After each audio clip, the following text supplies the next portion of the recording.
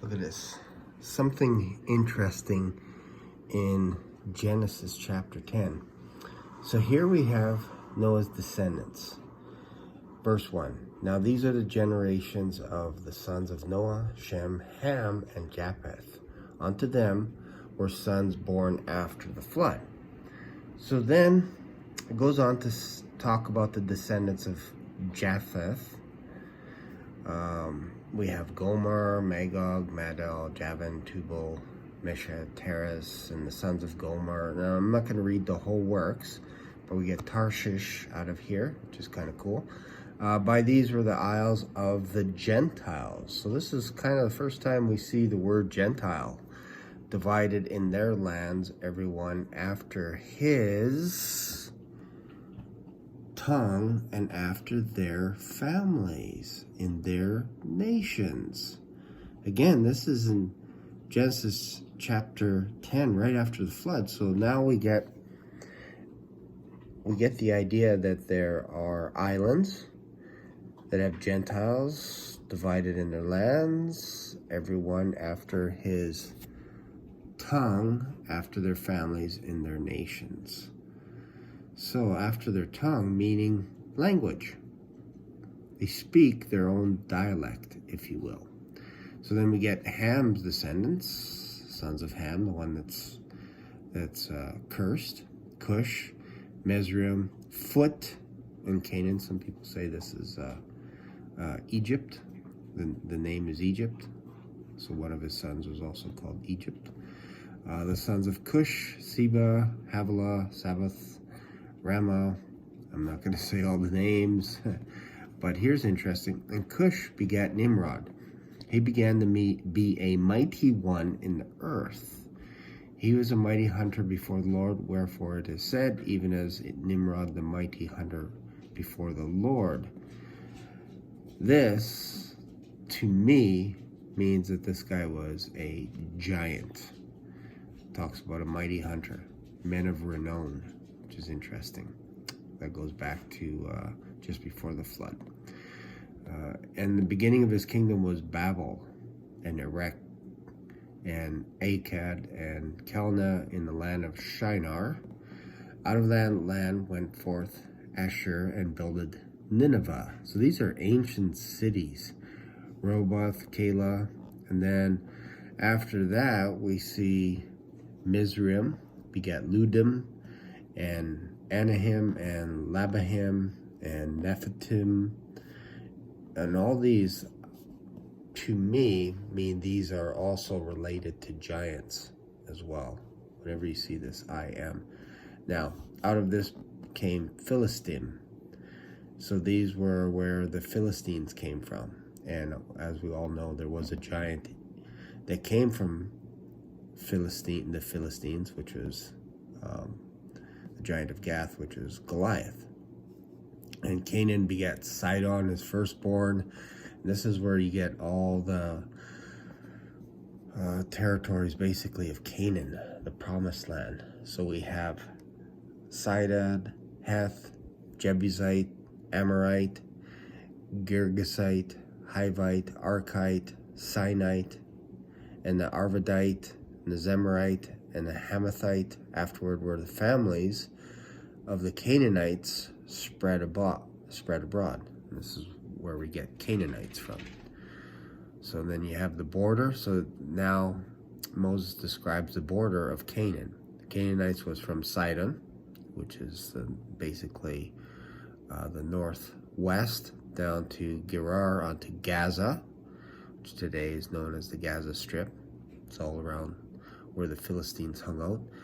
As thou goest unto Sodom and Gomorrah and Admah and Zebulun and even unto Lasha. So we go to down to the south, to the southeast, and up to the north. These are the sons of Ham, after their families, after their tongues, in their countries and in their nations. So we got more languages here, which is interesting, right?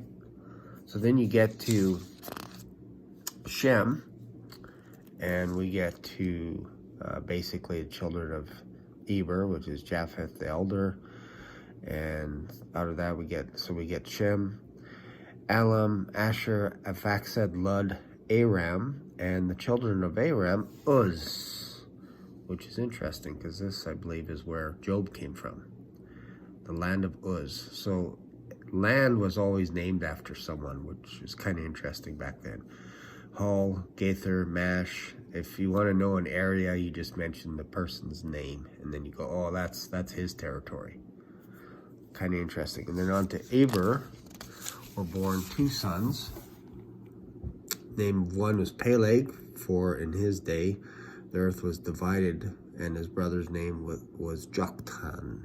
The earth divided, which is kind of interesting because this is mentioned also, I believe, in Chronicles, that the earth was divided. Now, this could mean there was a division between tribes, nations, who knows. Joktan, and then let's just go down a little bit further. Sons of Shem, after their families, after their tongues, in their lands and their nations. These are the families of the sons of Noah, after their generations, in their nations. By these were the nations divided in the earth after the flood. So here, this just means that they were all spreading out throughout the world. They're all divided because they had their own language, their own tongue. So then in chapter 11, I won't dive into that too much, but it's kind of interesting. The whole earth was of one language and one speech, which is interesting. And it came to pass, as they journeyed from the east, that they found a plain in the land of Shinar, and they dwelt there. And they said one to another, go to, let us make brick and burn them thoroughly. And they had brick for stone, and slime had they for mortar. So this is a nice land for building a tower. They said, go to, let us build a city and a tower, whose top may reach unto heaven. So a huge tower. Let us make a name, lest we be scattered abroad the face of the whole earth. And the Lord came down to see the city and the tower which the Lord men builded. Lord said, behold, people is one. They all have one language. They're all on the same page. And this they do, and now nothing will be restrained from them which they have imagined to do. Go to, let us go down there and confound their language, that they may not understand one another's speech. So the Lord scattered them abroad from thence upon the face of all the earth, and they left off to build the city. Therefore is the name called Babel, because the Lord did there confound the language of all the earth, and thence did the Lord scatter them abroad the face of all the earth. So remember, Nimrod was the one that originally organized this plan to build the Tower of Babel, because we just read in Genesis 10 that Nimrod was a mighty man. So this one language thing, to me, is very similar to what we have today. We have the English language, and in order to do commerce around the world, you need to know English. And it's interesting that there is even code that is written in English, but it's computer codes like Python, which is interesting in using that name, Python. So my theory is either this is very close to what we have today is English, because now we see that men are basically becoming almost like one language, one universal language. Even there are more English-speaking Chinese people in the world than there are English-speaking people, which is kind of interesting in itself. So English is a very popular language. So then the idea is, what if perhaps a language like English was what brought all these nations together to have one language, one speech, so they can work together? Didn't matter what their dialect was, as long as they understood this one language, they could do anything. But when God came down and confounded this one language, they all went back to their original territories, because that's where they were familiar. They were familiar with their language, and they just stopped working because it got too expensive to continue the work. So if you don't have one universal language, it no longer becomes profitable to build the city and to also build a tower that reaches the heavens. There you go. Hopefully you got something out of this. Thanks for watching, and it's kind of interesting. Just one final note, that you have the Tower of Babel, which is in chapter 11. And whenever I see chapter 11, I always look at these two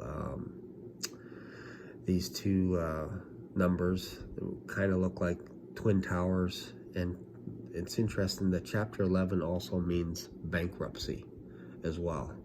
So whenever you see someone, oh, they're in chapter 11, yeah, this is their chapter 11, the Tower of Babel. They're unable to continue building, basically bankrupt. So anyways, hopefully you got something out of it, and coincidentally we are done at 11 minutes. Wow, thanks for watching.